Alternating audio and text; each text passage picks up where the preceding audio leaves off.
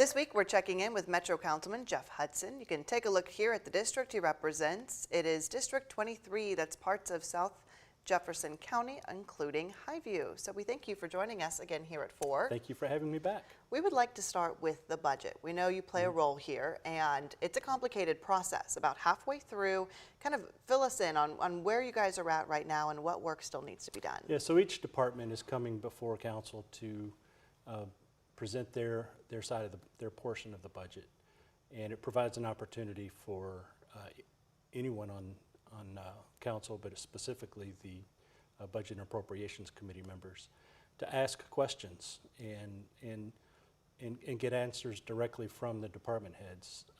The process has changed a little bit this year. In the past, departments have come in and given like a 20 or 30-minute presentation, followed up by questions. And this year, Councilman Blackwell changed the process to go straight into the questions, which has been very well received across the board because we get a lot more questions in. And by the time we get to this point in the process, we've already had the presentations on each of the departments anyway. So that was a good move, I think. Fantastic, and we know people still have some opportunities to listen in there. Now we want to talk about the Ju Jitsu. It is a new approved training for LMPD. It was your idea and your proposal. It's gotten tons of support from the council, from police leaders. Tell us a little bit about this. Why did you think it'd be a good idea for LMPD? Well, I've been training for a while.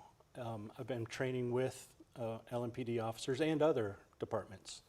I did some research on police departments across the country, and I've seen the benefits that those police departments have had, and there's no downside, basically. If you look at the number of times a police officer gets injured during a hands-on encounter, the number of times a suspect gets injured in that encounter, the number of times a taser gets used, the number of times a suspect gets arrested even, all of those indicators go in the right direction. Those injuries rates get cut in half. Wow. So it's safer for the police, it's safer for the public, it's safer for everybody. And that's what we are all about right now, is making this a safer city. Obviously, ways to improve LMPD is certainly a hot topic, and so this is just another tool there that you said they can voluntarily opt into. That's right. And it directly addresses 3 of the recommendations from the Department of Justice report. Oh, wow. Numbers 1, 2, and 23. So if you want to go in and read that report and see what those recommendations are, this specifically addresses those. Very cool. Well, we thank you, Councilman, for coming on today, telling us a little bit about that. We don't have too much longer, but I do know you have a really fun event on Friday, so tell us quickly about it. Everybody come out to Highview. We're having Highview Friday Fest starting this Friday. Music starts at 6. The Brass Pack is our first act, 70s and 80s music. Starts at 6. Come out. We'll have food. We'll have music. Bring a folding chair or a blanket. The weather's going to be great.